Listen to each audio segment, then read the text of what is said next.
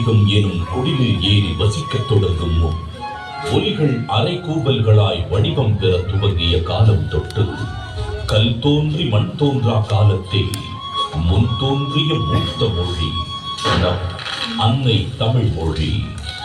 காலமெல்லாம் கடந்து நிற்கும் நம் தமிழ் மொழி உலகின் மிக பழமையான மொழி என்று கருதப்படுகிறது.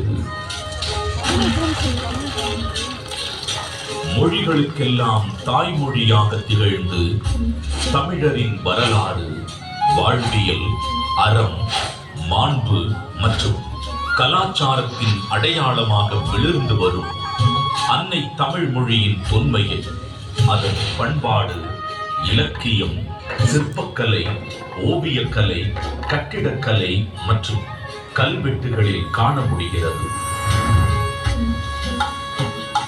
3 பிரிவுகள், 133 அதிகாரங்கள், மொத்தம் 1330 குறள்களில் இப்பாரினை அளந்து இவ்வுலகிற்கு இன்றியமையாத பொதுமறையை இயற்றித் தந்த தமிழ் தாயின் தலைமகன், வையத்துள் வாழ்வாங்கு வாழ்ந்த தெய்வ புலவர் திருமகனார் திருவள்ளுவர்.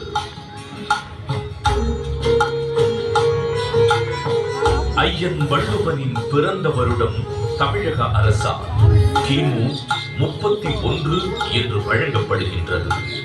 சென்னையின் மயிலாப்பூரில் வாழ்ந்ததாக கருதப்படும் இவர் காவிரி பாக்கத்தை ஒட்டி வாழ்ந்து வந்த மார்க்செய்ன் என்பவரது மகள் வாசுகியை மணம் முடித்தார் என்றும் கூறப்படுகின்றது. தன்னை பற்றிய குறிப்புகள் மிக குறைவாகவே கிடைக்கப் பெற்றுள்ள போதிலும் தன் சொற்களால் தமிழ் கடத்தி சாதி மத வேதங்களை களைந்து மனிதத்தை உயர்த்தி பிடித்தவர் வள்ளுவர் திருமகனார்.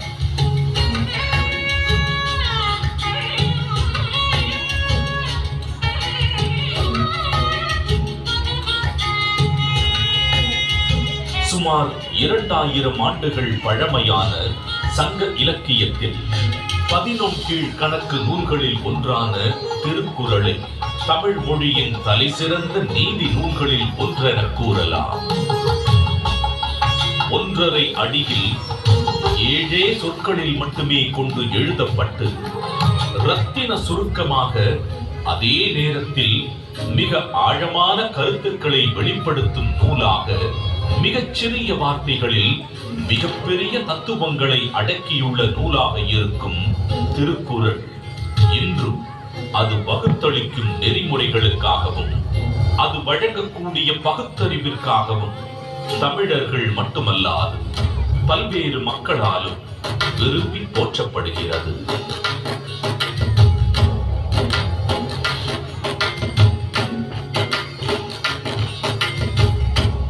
அறம், பொருள், இன்பம் என்று 3 பிரிவுகளாக அமைய பெற்றுள்ள திருக்குறளில் முதல் பகுதியான அறம் எனும் பிரிவு மனித ஒழுக்கத்திற்கு அடிப்படையான மெய்யியல் மற்றும் தத்துவார்த்த கோட்பாடுகள் நிறைந்துள்ளன.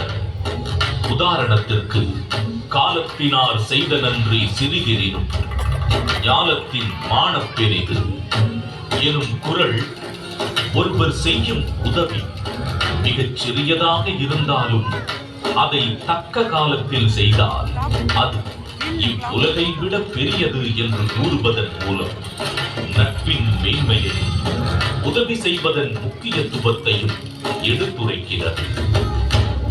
அடுத்த பிரிவான பொருட்பாலில் வாழ்வுக்கு தேவையான பொருளீட்டுதல், சுய மற்றும் சமூக முன்னேற்றத்திற்கான குறள்கள் இடம்பெற்றுள்ளன.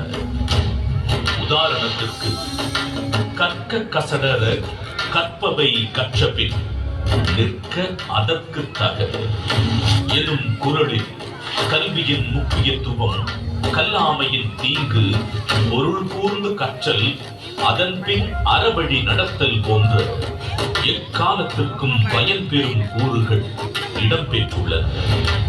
3ஆம் பிரிவான இன்பத்துப்பாலில் இல்வாழ்க்கைக்கு தேவையான அகக்கூறுகள் இடம்பெற்றுள்ளன.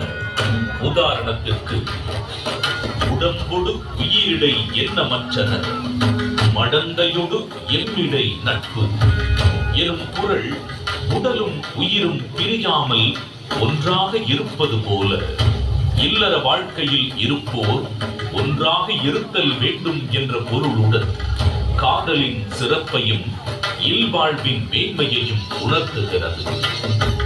ஏறத்தாழ 60க்கும் மேலான உலகின் பல்வேறு மொழிகளுக்கு மொழிபெயர்க்கப்பட்ட திருக்குறள் உலகெங்கும் அதிக அளவில் மொழிபெயர்க்கப்பட்ட சமயம் சாரா நூல்களில் ஒன்றாக திகழ்கிறது.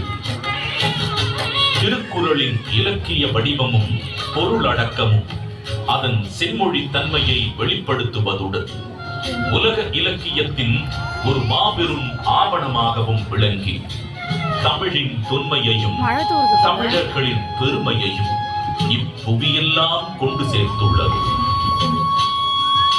வள்ளுவருக்கும் அவருடைய குறளுக்கும் பெருமை சேர்க்கும் வண்ணம் அன்றைய தமிழகத்தின் முதலமைச்சராக இருந்த முத்தமிழறிஞர் டாக்டர் கலைஞர் மு. கருணாநிதி அவர்கள் திருக்குறளுக்கு உரை எழுதியது மட்டுமல்லாமல் பேருந்துகளில் திருக்குறள், பள்ளிப்பாடங்களில் திருக்குறள், திருக்குறள் கவியரங்கம், திருக்குறள் ஆய்வு என எளிய மனிதருக்கும் வள்ளுவரை கொண்டு சேர்த்தார்.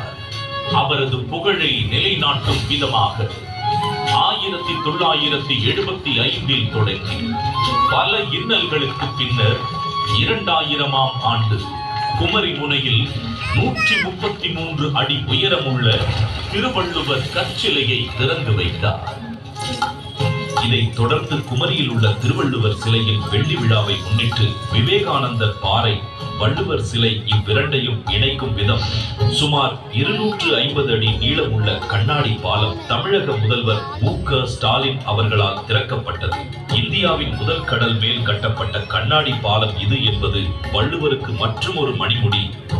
திருக்குறளை கொண்டாடும் பல முன்னெடுப்புகளில் முக்கியமான ஒன்று திருவள்ளுவரின் முக்கியமான நினைவு சின்னங்களில் ஒன்றான சென்னை நுங்கம்பாக்கத்தில் முத்தமிழறிஞர் டாக்டர் கலைஞர் மு. கருணாநிதி அவர்களது நேரடி கண்காணிப்பில் 5 ஏக்கர் பரப்பளவில் தோரணவாயில், அரங்க மண்டபம், கருங்கல் தேர், தேர் கோபுரம் என மிக விமர்சையாக வள்ளுவர் கூட்டம் 1976ஆம் ஆண்டில் உருவாக்கப்பட்டது.